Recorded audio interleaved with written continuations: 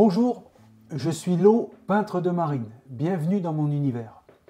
Aujourd'hui, dans l'Art Class Peindre avec l'eau, l'ombre portée dans la perspective à un point de fuite. Alors avant de commencer, je vais revenir sur deux principes fondamentaux. Donc, premièrement, le principe de la ligne d'horizon qui est nécessaire au point de fuite. Et deuxièmement, la perspective linéaire à un point de fuite. J'en ai déjà parlé dans de précédentes vidéos. Mais pour ceux et celles qui n'ont pas vu ces vidéos, je vais faire un bref récapitulatif de ces deux principes de base avant d'aborder l'ombre portée dans la perspective à un point de fuite. La ligne d'horizon. Si on veut respecter les règles de l'art et utiliser l'équilibre et l'harmonie, la ligne d'horizon se place à un tiers de votre espace pictural.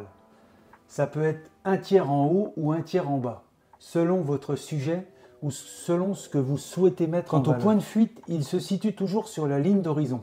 C'est à partir de ce point que vous allez tracer vos lignes de fuite qui formeront vos bâtiments, vos éléments, et donc votre scène. Encore là, je vous donne des liens si jamais vous souhaitez en apprendre davantage. Alors voilà, donc je vais vous montrer comment tracer l'ombre avec un cube. En général, il faut toujours mieux tracer la ligne d'horizon soit à un tiers de la feuille en haut ou à un tiers de la feuille en bas. Dans mon exemple, on va la placer sur le bas de la feuille. Donc, en gros, je vais mettre la ligne d'horizon par ici.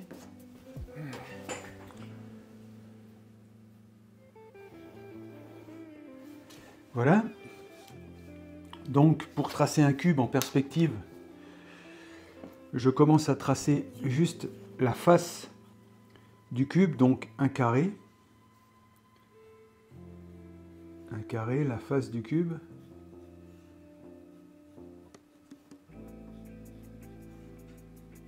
D'accord? Et un point de fuite qui est posé sur la ligne d'horizon. Donc je vais mettre le point de fuite par ici. Et toutes les fuyantes des bords du cube partent vers le point de fuite. Comme ça. D'accord.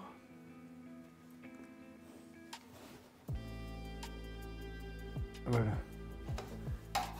Et donc mon cube va être ici. On a donc notre cube posé sur le sol ici.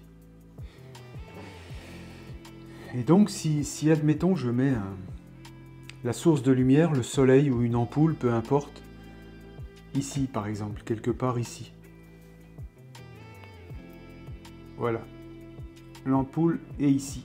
La source de lumière est là. Elle envoie de la lumière sur notre cube. Comment savoir tracer l'ombre du cube?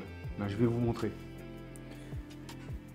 Pour tracer l'ombre, vous descendez une ligne verticale vers votre ligne d'horizon. Vous comprenez? Vous descendez une ligne verticale comme ça vers votre ligne d'horizon. Et ici, vous obtenez une sorte d'autre point de fuite, mais c'est le point qui va vous permettre de délimiter l'ombre de votre cube. Et à partir de ce point, vous allez tracer à partir des bords du cube ici. Un bord, deux bords, trois bords. Donc je viens relier mon point au premier bord, ici. Au deuxième bord, ici. Vous voyez, je pars de ce point, je pars vers le bord, et au troisième bord ici. Tac. Donc là, on a déjà notre ombre. Le soleil est là, l'ombre va pointer là. Comment savoir jusqu'où l'ombre va? Là, je vais passer de ma source lumineuse vers le haut de mon cube. Car c'est ce bord-là qui arrête mon ombre. Donc je pars de mon soleil ou de mon ampoule. Je passe par le bord ici, qui arrête mon ombre. Et là, ici, à l'endroit où ça coupe, le premier trait que j'ai fait en partant de cette fuyante ici, ce sera un de mes bords. Pour le deuxième, je passe par ce deuxième coin, de ma source lumineuse, par ce deuxième coin, comme ça, tac, ici c'est l'endroit où qui coupera cette fuyante, et qui délimitera mon ombre. Et pour le troisième, pareil, je pars de ce coin, par la source lumineuse. Tac, tac, et j'arrive ici. Voilà. Et là, donc, voilà mon ombre.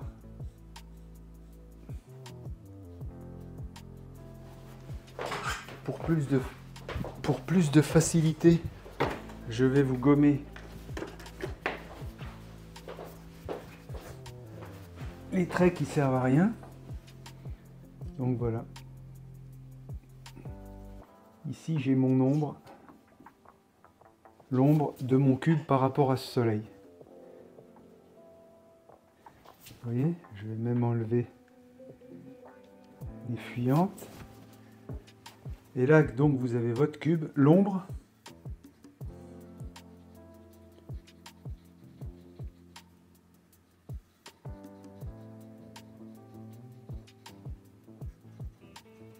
L'ombre du cube.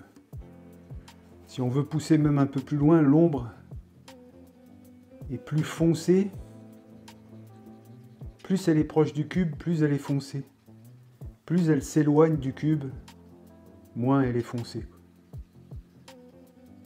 D'accord? Donc ce trait ici, à la limite, est assez foncé. D'accord? Voilà l'ombre. Voilà comment tracer l'ombre de ce cube. Alors vu que le soleil tape ce cube ici, la face qui est en haut est éclairée, et les faces qui sont en arrière du cube, forcément, sont déjà elles aussi à l'ombre. D'accord? Donc, dans la même logique, là, mettons qu'il est 10 h du matin. Mais s'il était midi, l'ombre serait vraiment au-dessus, carrément à 90 degrés de mon cube, carrément au-dessus du cube. À ce moment-là, l'ombre serait toute proche. Vous voyez, si l'ombre, on peut le faire ensemble si vous voulez, si l'ombre était vraiment à midi au-dessus, je veux dire si le soleil était à midi au-dessus là-haut, toujours dans la même logique, vous descendez une ligne verticale vers votre ligne d'horizon, et à partir d'ici, vous allez avoir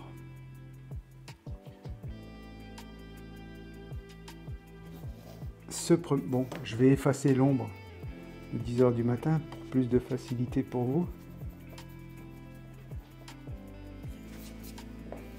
D'accord, donc il est midi. Tac. Deuxième coin. Troisième coin. Et là, on voit bien que si on part du soleil, qu'on passe par les bords en haut ici, on coupe très près du cube. Ici, pareil. Ça coupe très proche. En général, quand le soleil est au-dessus de nous,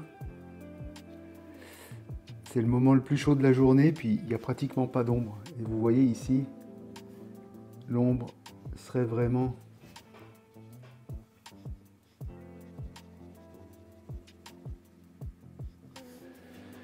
proche du cube. Vous voyez? Midi, l'ombre est proche du cube. Et vraiment à l'inverse, au moment où le soleil se couche le soir, on a toujours notre cube ici.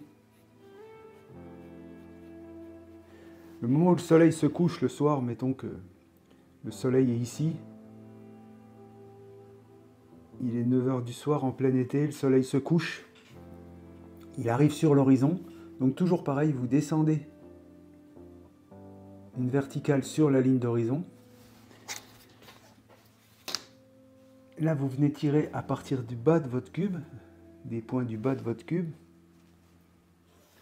Voilà, un point.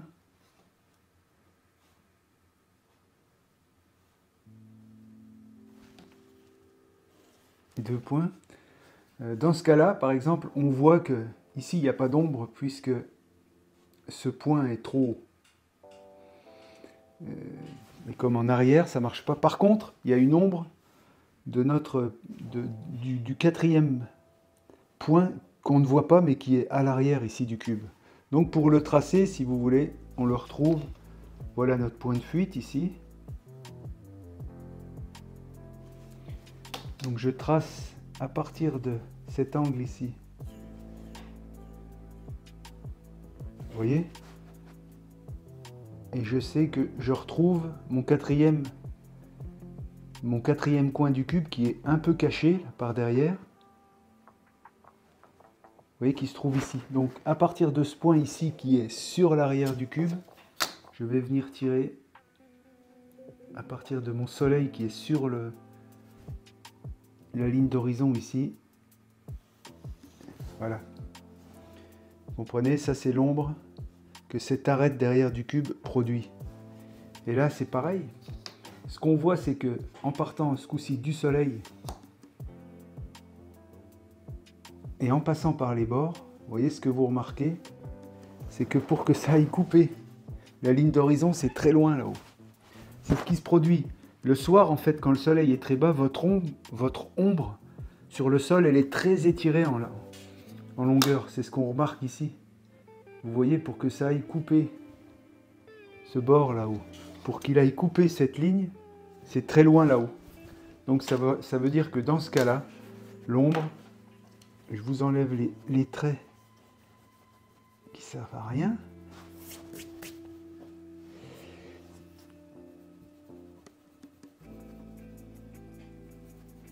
Ok, donc dans ce cas-là, quand c'est un soleil, le coucher de soleil, l'ombre, elle part très loin sur le sol. Vous voyez, comme ça. Et toujours pareil, plus près du cube, c'est plus foncé. Voilà, le soleil tape sur le cube et son ombre va très loin parce que le soleil est bas. Si le soleil est très haut, pile au-dessus du cube, l'ombre est vraiment presque inexistante. Et si on est à 45 degrés, à mi-matinée, mi-après-midi, ben l'ombre est normale, entre guillemets. Voilà, c'est ce qu'on pouvait dire sur l'ombre. La dernière chose, c'est ça, c'est comme ici, par exemple, si le soleil tape ici, bon ben, cette face ici, du coup, est éclairée aussi, on le voit. Le soleil vient comme ça, donc cette face est éclairée, cette face au-dessus est éclairée, et c'est cette face qui est à l'ombre.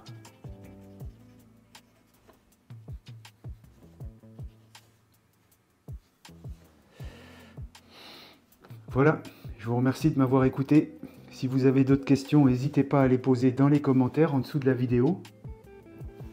Merci. Bonne peinture.